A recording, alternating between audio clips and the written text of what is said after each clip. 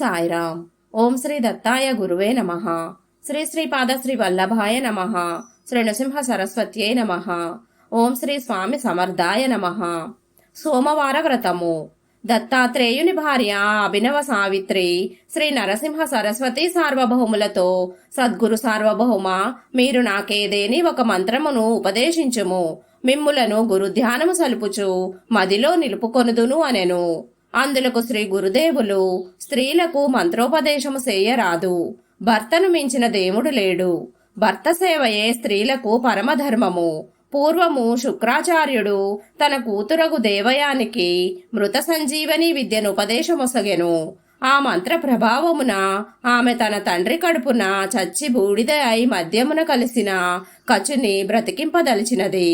కచుడు రాక్షస గురువు కడుపు చీల్చుకొని బ్రతికి బయటపడ శుక్రాచార్యుని మంత్ర ప్రభావమున బ్రతికించినది. దేవయాని కచునిపై గల ప్రణయమును వెల్లడించి వివాహమాడమని బ్రతిమాలినది. గురువు కూతురగుటచే చెల్లెలతో సమానమనియు, ప్రాణదానమునరించుట వలన తల్లితో సమానమని కచుడు దేవయానికి సమాధానమిచ్చెను. మోసము చే మృత సంజీవని విద్యను గ్రహించినందున అది నీకు నిరుపయోగము కాగలదని దేవయాని కచునకు శాపమొసగినది. కచుడు, నీవు బ్రాహ్మణ స్త్రీవయ్యి క్షత్రియుని వివాహమాడుదువి అని ప్రతిశాపము నొసగెను. కావున స్త్రీలకు మంత్రోపదేశమునరించిన నిర్వీర్యమగును అన సావిత్రి శ్రీ గురుదేవులను ఒక వ్రతము ఉపదేశించమని విన్నవించినది. ఏ వ్రతమునకు ఆ వ్రతము ఉత్తమమైనదగుట సమంజసమైనను, సోమవార వ్రతము ఉత్తమోత్తమము అనుట ప్రసిద్ధముగానున్నది. వ్రతమునాచరించు విధానమెట్టిదన, పూర్వము చిత్రవర్మ అను రాజు శంకరునను ఆరాధింప ఈశ్వరానుగ్రహమున రాజునకొక కూతురు ఉదయించినది. ఆమె పేరు సీమంతిని. ఆమె పుట్టిన వేళా విశేషమును జ్యోతిష్యులు గణితము చేసి ఆమె 10,000 సంవత్సరములు జీవించుననియు 14వ ఏట భర్తృవియోగము కలుగునని పలికిరి. పిడుగుపాటు వంటి ఆ వార్తను విని రాజు దంపతులు తెలివి తప్పి కొంతవడికి తెప్పరిల్లు కొనిరి. ఒక దినము యాజ్ఞవల్క్య మహర్షి భార్య మైత్రేయి రాజమందిరమున కేతించినది. సీమంతిని దీర్ఘ సౌమంగళ్య సౌభాగ్యములను ప్రసాదించు వ్రతమును ఉపదేశింపుమని మునిపత్ని పాదములపై వ్రాలినది. అందులక ఆ మునిపత్ని సీమంతినికి ఇట్లు బోధించినది: సోమవార వ్రతమును ఆచరించుట కన్నా వేరొక మార్గము లేదు.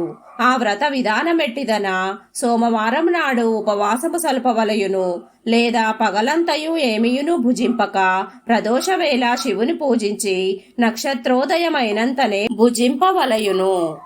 ప్రదోష వేళల శివుని పూజించిన వారలకు సర్వసిద్ధులు కరతలామలకమగును. శివునికి అది అత్యంత ప్రీతిపాత్రమైనది. ఎన్ని విఘ్నములు వాటిల్లినను వ్రతదీక్ష ఆచరించిన వారు విరమించుకొనరాదు. సీమంతిని అలనాడు మొదలు సోమవార వ్రతములు సలుపనారంభించినది.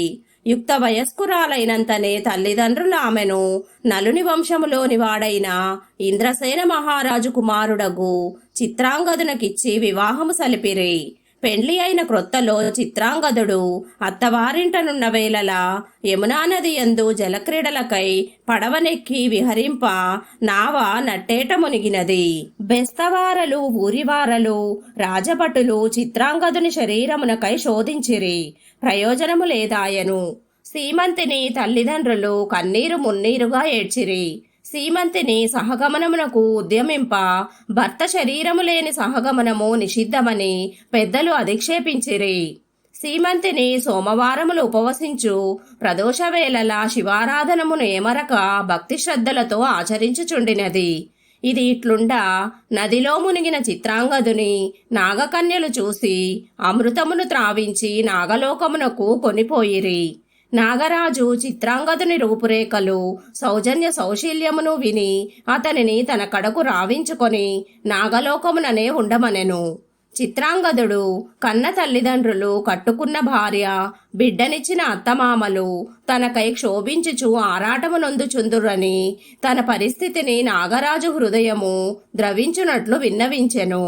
సరే శుభమస్తు అని నాగరాజు అమృతమును అనర్ఘరత్న రాజములను బహుకరించి ఒక నాగకుమారుని రావించి గుర్రముపై చిత్రాంగదుని తమ ఇంట చేర్చమనెను. అలనాడు సోమవారము. సీమంతిని నదీ జలమునకై యమునా తీరమునకు వచ్చినది. చిత్రాంగదుడు సీమంతిని చూసినాడు. సీమంతిని చిత్రాంగదును చూసినది. చిత్రాంగదుడు సీమంతిని చెలికత్తెతో ఆమె వృత్తాంతమును అడిగెను. చెలికత్తె చిత్రాంగదుని విషయమై వివరముగా అడిగినది. చిత్రాంగదుడు తానొక సిద్ధుడననియు చిత్రాంగదుడు 3 దినములలో సీమంతిని కడకు రాగలడని తెలిపెను. చిత్రాంగదుడు జన్మనొసగిన తల్లిదండ్రుల కడకేగెను. శత్రురాజులు వారలను చెరసాలయందుంచినారని తెలిసినది. నాగకుమారుని శత్రురాజుల కడకు దూతగా పంపినాడు.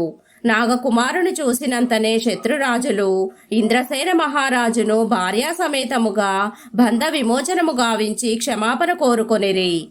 తల్లిదండ్రులతో పాటు చిత్రాంగదుడు అత్తవారింటికేగా సీమంతిని తల్లిదండ్రులు నగరవాసులు హర్షాంబుది నోలలాడిరి.